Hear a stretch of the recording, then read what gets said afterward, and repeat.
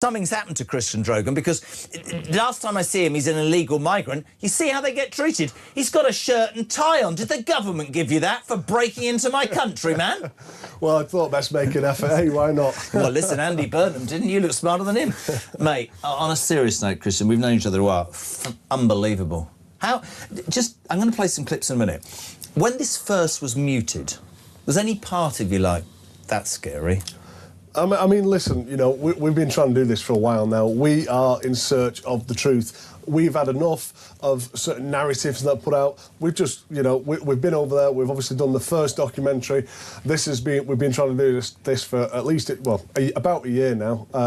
And, you know, yeah, there are times where it's a bit hairy, but, you know, it's not the end of the world. We're in search of the truth, and that's what we've stayed focused on. Let's go back to the beginning. I've got a clip here, creating a relationship with a smuggler. I'm going to play that, and then I want you to explain how you started this whole process. It's a Monday morning. How the hell do I get on a smuggler boat from France? Have a look at this clip. This will be on later, included in the programme from 5 p.m. When we started this project, we naively thought that if you had money in your pocket, the people smugglers would be happy to take it.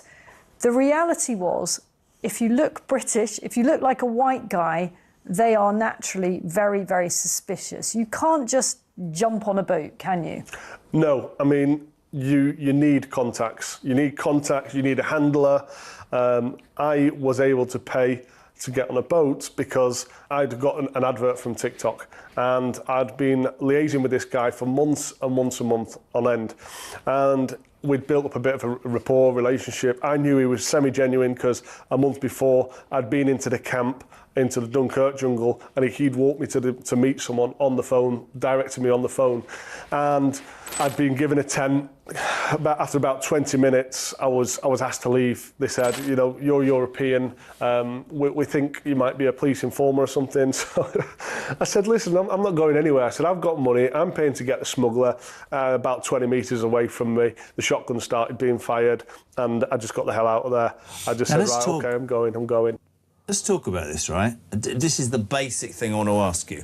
One would assume, without being criticised, that the majority of illegal migrants are from African countries, from certain Arab countries or whatever, and you're a white man, Caucasian white man. Fact. Yep. So you came up with a bit of a ruse. Tell us about that. Well, obviously, first time what we'd done is we'd tried to sort of fudge being foreign. It just wasn't happening. You don't speak Farsi or anything like that, doesn't it? I'll just pretend that I'm a criminal. I've left the UK and I'm on the run from the authorities in the UK. And why are you trying to get back? Because I wanted to see my family, and I wanted to get back undetected and live a life in the UK. So but the one key thing that I said to him was, as long as you get me on a boat without any problems, I will not cause you any problems. And we sort of had this understanding. We made a promise to each other, and that's the way it went. So you go through months and months of creating a relationship with a smuggler without any end product known to be true. Have a look. This is another clip. It's extraordinary about the relationship. When we started this project, we naively thought that if you had money in your pocket, the people smugglers would be happy to take Sorry, it. stop that. That's mine. We already played that. Let's talk about money. How much did you pay? Look at this clip. My fault, that one. I heard a very well-known and intelligent politician on talk radio a few days ago suggesting that migrants had generally paid thousands of pounds to get to the UK. Nonsense. I paid €1,400. I handed it over to Ali. He counted it. He sort of looked very amazed at €1,400 in 50 euro notes. He counted it and he put it in his pocket. He kept it. He did hand it over to someone else eventually. But there was somebody in the camp, a couple from Kuwait, and they said they had €600. Anyway, that wasn't enough. They were sent away. But anybody else that I came across didn't appear to have paid for the boat. And I know some definitely hadn't paid for the boat because I was told. I think this is a really important point, and it's not well understood, even though I keep reiterating it, that most of those people on those boats have probably not paid in the conventional form. They are providing some form of labour. Well, they're working in the illegal trade in France. Probably most of them are working in the illegal trade in the UK because there's only a few. They only need a few helpers on the French side. So the bulk of them are coming over to the UK. They're working in the slave trade, in an illegal business, most likely. Black market labour. Is what I mean by that. So what you've got is, in your opinion, having seen it, is very few would pay. But then the people smugglers create a network of criminals in the United Kingdom. How do they get the money back? Well, let me give you an example, right? Yeah. So there's one guy. He's been living in Turkey. So not exactly fleeing war or persecution. He's been living in Turkey. He's met some guy who said, oh yeah, if you want to go to the UK, I'll pay for your ticket, but when you get to the UK, you've got to do some work for me, a week's work or 2 weeks' work, whatever. It's hard to sort of get direct, exact translation because we're using Google Translate, but that is basically what was said. So that's just one way that these tickets are being paid for. If you use your imagination, there's plenty of other ways that they're being paid for. Even on the French side, people are, helping the smugglers, and they have to work, say, 2 months to help the smugglers, get people to the boats and set the boats off, that sort of thing. And then once they've done the 2 months or whatever period it might be, then they have their free ticket. You're on your way to Britain. Got a clip. One of the things, we sit here every morning and we talk about it and we go, we're giving the French 500 million quid a year, for Christ's sake. What do they do for that money? And we've seen a couple of clips over the years where, over the months, where the police go, not a problem. So it was a very good impression. Not possible. Not possible. I will say this only once. Other times, actually, where they've sort of sliced boats and it all looks a bit sort of set. There's a clip here of literally no police on the beach and you running. Have a look at this. It's extraordinary. Which, to my delight, there's no police on the beach. And our boat is not far. I can actually see the warship. Oh yeah, I can see the warship right in the distance over there. I've got it on the tracking app as well. And the dinghy is obviously next to that. So that's basically where they've told us the location is, and then I've checked on the app. So that's following our dinghy. And they obviously think the launch is going to be somewhere upwards of that. So I went back and reported to the group leader, and once he'd checked out with the smuggler, he's like, right, yeah, go on, get yourselves down in the water, boat will be here in a minute. And that's what happened. And that's what happened. If you struggle to swim, you're drowning, shout help. Once you get on the boat, you help everybody else get on the boat. Okay. We don't leave anybody behind.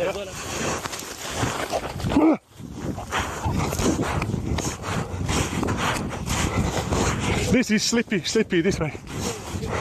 Now or never, guys, yeah? Straight.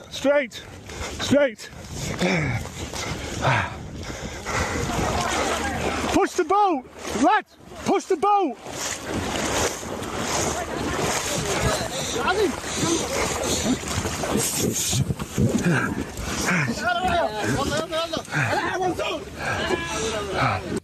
It's unbelievable, man. Like a migrant team leader. Well, I mean, do they understand what you were saying? Seriously, I think they sort of got the gist. There's certain people, the odd one that could speak a bit of English, but I mean, it was all part and parcel blended in.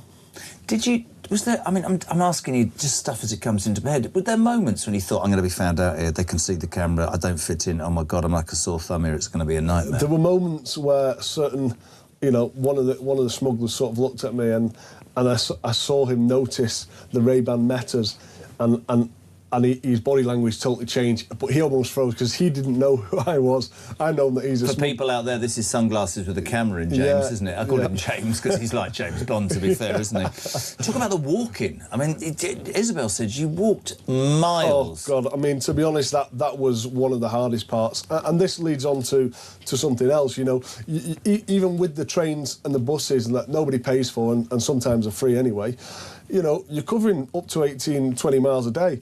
So if illegal migrants in northern France weren't able to use the public transport, unless you were an ultramarathon runner and an illegal migrant, then you're not bothering coming to Britain. Yeah, it's true. So, yeah. It must have been mentally and physically exhausting, sort of building up to be knocked down. I mean, there's this story that Isabel was saying that when you finally got the go-ahead on that dinghy and you saved a girl who was about to be crushed and you're all ready to go, and because you know about boats, the engine didn't start. Tell us that. Yeah, so there was something wrong with this. On the first boat that I got on, the police were acting very bizarre that day, very intense, after they've just been hammered by, a couple of days bad news in the UK about the crossings. But on that day of getting on the boat, it was just chaos. There were so many people piled onto it. There was an issue with the hull. It sort of looked like it deformed. The engine was obviously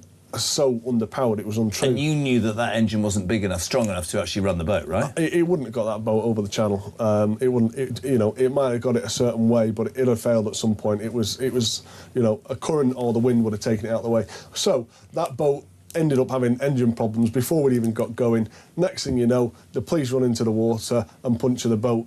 Now, they will claim this boat, this as a figure that they've stopped the crossings. That boat was never crossing anyway. I can categorically tell you the engine was kaput, the hull was knackered, there was too many people on it. However, they will claim that that's crossing stopped on the So it was convenient. That's a number to tick by slashing that it wasn't going to work. Yeah, it was. Do you think the French gendarmes, do you know why I did that? And do you think they're all part of this? I mean, you talk about free buses, and we're going to play the most shocking thing of all in a minute, but amongst all that chaos, do you get the distinct feeling they're all in it together and we're having, we're being made to look ridiculous? I mean, you hear the age-old stories, don't you, of, brown envelopes and mafias and that sort of thing. I don't have any evidence on that, so I can't really truthfully comment. However, I would just say that the will's not there. The will for them to stop these boats is not there, so that's why. But I wonder if the will would return if we took back our 500 million quid and at the 12-mile, zone, as Nigel Farage said earlier, the Royal Navy escorted all those people back to France. I wonder whether they'd be bothered about getting their heads out their backsides if we weren't facilitating it all. So much I want to ask you, man to man, because ladies, listen, he's brave as anything, this one, honestly, and single.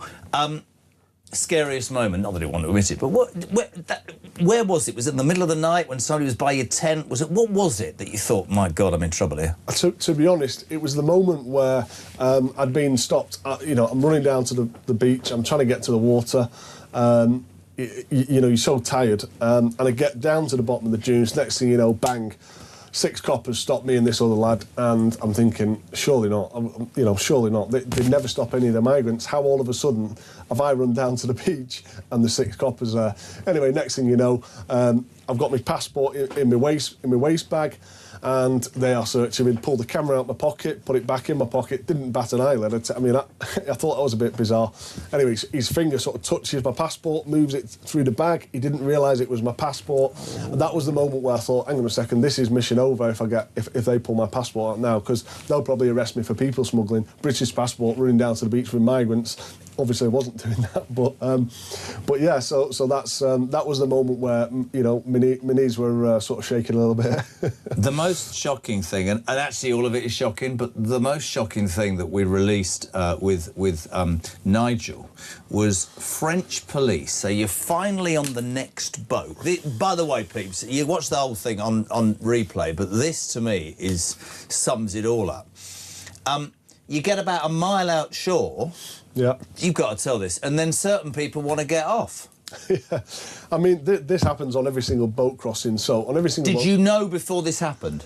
Yes, because I'd learned probably a few weeks before. I'd started noticing this, and then I'd seen it a couple of times in the same period in this same trip. So when I was just sort of bedding myself into the trip, so normally what happens on the last pickup. They slide off the boat. The smugglers slide off the boat as the last people get on, and out at sea, 50 metres, 30 metres out, you can't really see. So they exchange themselves for passengers, and they pretend they didn't get on the boat. They sort of pretend they're drowning. They've all got life jackets on. Pretend they're drowning. They pretend they're cold. It was 32 degrees. The sea was warm, and they come back shivering. The police look at them, and oh, my family. Where's my family gone? All this pretending to be sad because the family's gone. Next thing you know, as soon as the police haven't searched them and walked on by, they're up the beach laughing and joking. On to the next one. Did the police know it, or are they just stupid? Serious question. Well, I mean, they did give some smugglers a lift back to the beach, so they either know it or they're just ignorant. It is a clip. We're paying 500 million, and the French police are, after the smugglers have boarded up the boat, got a mile out, they jump off, go, we don't want to get back, and they just build the beach and off they go again. Watch, this is unbelievable. The police boat took control of our boat, so it put its bow on our bow, and it turned us round in a circle, while they were talking to us, they said, "Don't go ahead. It's dangerous out there. It's very wavy." The sea is very rough. Here it's quiet. When you go wider, it's really dangerous. The sea is very rough. Okay, the best way today is to go back. So the police said that to us, you know, if anybody else wants to get off, get on our boat, we'll take you back. 4 smugglers, get on the gendarme boat, check for weapons, all okay, sit on the back, we'll take you back. The police, the gendarme, took the smugglers back to the shore. So effectively, the police are giving the smugglers a free lift back to shore. There's a bit of a fig leaf going on here. Yeah. Oh, you know, a few people need to get off. Yeah. Nobody who's come all the way from sub-Saharan Africa changes their mind at that point. No. The police are taking them back to the French beaches where they're free to repeat the whole exercise. And the reason this works brilliantly for the smugglers is because they don't have to go all the way to England. What a hassle that is, only to come back again. Yes. Nobody's recorded what I recorded. Smugglers getting onto the gendarme boat and being taken back to shore. That is scandalous. So much of it is scandalous. To you, Christian, who was there, what was the most shocking thing about the whole thing? I mean, there's a lot of shocking things. It's hard to try and pull any single one thing out. I mean, obviously, we know the police activity. That's sort of expected now, really. But, yeah, I mean, probably the most shocking thing, actually, to be honest, was being pleasantly surprised by how effective the UK border force I wanted to make this point. This is extraordinary. You and Isabel make a point of saying that they were really professional. Yeah, they're shackled by the government and political ideology. They can't do their job properly to protect the border. What did they say when they saw you then? They realised that you were a reporter. Did they give you any grief? Did they say, "Well done, young man"? Did they say, "On your way"? They just said, "You've made our day. This has never happened before." Fair play to you. Yeah. They are watching this happen day in, day out, at least nearly every day. So you think they're as frustrated as other people? They weren't allowed to say they were, but I'm gonna make the judgment that they were. And you know, they're dealing with this every day, and they're the ones whose hands are shackled by the government. So yeah, I do feel for them, and you know, and if I feel like we'd be in safe hands anyway if they were allowed to do their jobs. The other thing I wanted to ask you is, did you at any point feel, through the relationship you built, did you feel sorry for the migrant? There's a couple of moments where, listen, I'm watching, you know, maybe I'm laid down in some bushes with a Sudanese family, and I'm watching this, you know, this girl sort of play with a bug, and the parents are saying, be quiet, and she just sat there for an hour. You know, a mum was carrying a sister who's a baby, bottle fed. I'm thinking, how are you being put in this position to be sold the dream to go to the UK, where you're about to take they don't know the danger they're putting the kids into. They're taking their kids down to get on the dinghy. If something goes wrong, I'm thinking if something goes wrong with this out at sea, none of them have got life jackets. You know, I'm going to be watching all these die. That was a moment which was quite hard and heavy to take, and that's why these crossings have to be stopped, because, you know, innocent people's lives are being put at risk. Percentage of men to women, because, you know, Darren Jones, the ex-Secretary of State for the Prime Minister under Sir Dreary Starmer, said 90% of them are women and men, women and children. That's rubbish, isn't it? Well, I was on a boat, including myself, there was 36 people on it, and guess how many women there were? 2. None. Brilliant. So that's none.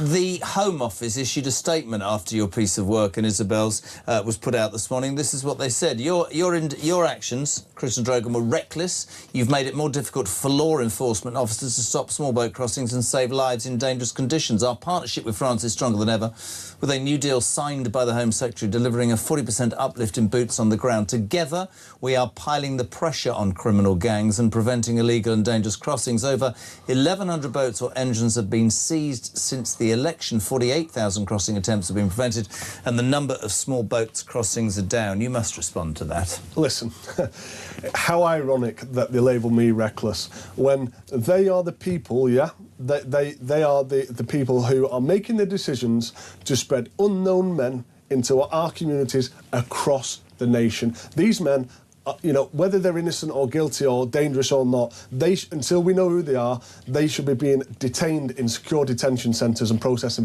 facilities. So, yeah, I'm quite happy to say that they've got the wrong way around. They are the reckless ones, not me. Couldn't agree more.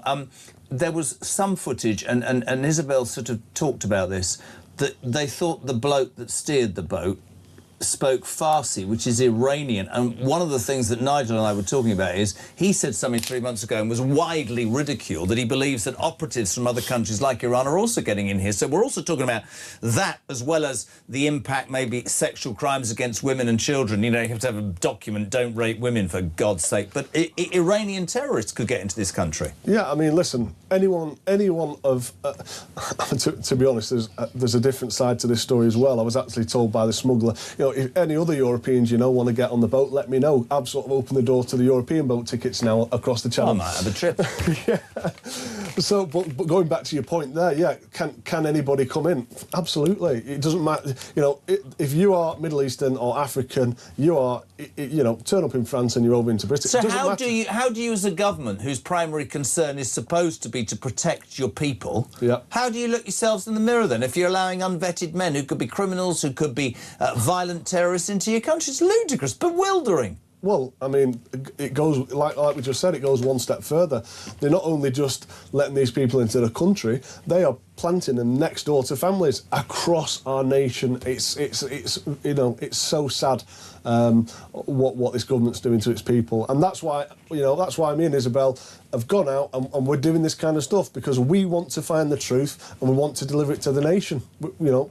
That you mentioned that the only way for governments to stop this is to do what you do. What, a politician to go and see it for themselves undercover? I mean, yeah, or take notice of what we're doing. It's interesting, by the way, sorry, not to jump in, the Home Office, after that statement or before that statement, have agreed to have a meeting with you. Why would they call you reckless and then agree to meet with you? Well, they want my intelligence, don't they? And you know what? Are you going to give it to them? I assume the people who typed that statement didn't realise that a branch of the Home Office intelligence have got a meeting set up with me. So yeah, I mean, it's kind of a bit of an egg on the face moment for whoever wrote that statement. But so they came to you and said, "We'd like to meet you." Yeah, they said. Are you charging them for that? No, listen, I'm doing it for the good of the country. So you know, that's why I've done it. Would you do it again? We might have other things on the cards. What does that mean? Well, it's undercover and top secret. This is me. Sorry, do you know the hardest thing in my life, because I can't hold my own wee, I haven't been able to say anything for 24 hours. Christian's quite proud of me. Sum it up. 5 o'clock tonight, extraordinary, a Talk World exclusive. I cannot tell you the response has been phenomenal. The bravery you've shown, the audacity almost, and Isabel and you working together, it's extraordinary. Made the point, actually, lots of mainstream media. It's now 9:30. Let me tell you from my experience of this business, you know, the Jeremy Kyle show was axed and 35 seconds later it was everywhere. This should be on the mainstream media, but many of the mainstream do not want to tell this story. That must rankle. Listen, it's not up to the mainstream media to put this story out. We've put it out between us, and we've got evidence with recordings and footage and photos. And you know, the good people of Britain will take notice of it, and that's good. That's where social media for me is a good thing, because if you know, there are many things about social media that I hate and loathe, right? Especially the kids and all that stuff. But actually, this is moving this story around will get far more traction than it will on a couple of BBC or ITV news segments. Well, I mean, listen, BBC, I mean, they must have spent an absolute fortune on their investigation that they did to Dunkirk. And their investigation ended them up in a vape shop somewhere in the UK.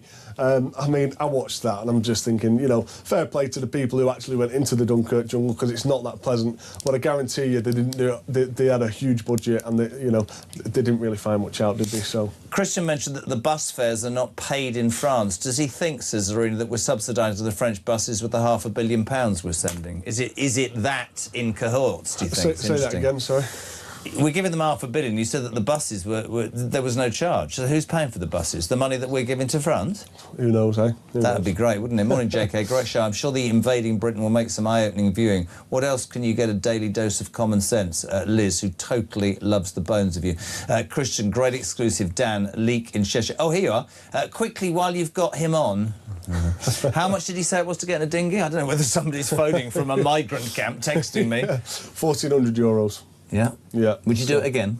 I mean, listen, you know, there was a moment where I had a bit of an half-an-hour nap on the boat. We only had 36 on the dinghy, so it was like the guy said. Was it scary going across the water in something so flimsy? How long did it take? When you get to the halfway point and you're cold and the waves are like that, I'm thinking, I've got a life jacket on, I can swim, I can see the boat, you know, you can see land both ways. You know, you've got the search and rescue guys next to you with nets around it in case the dinghy sinks. You can just hold on to it.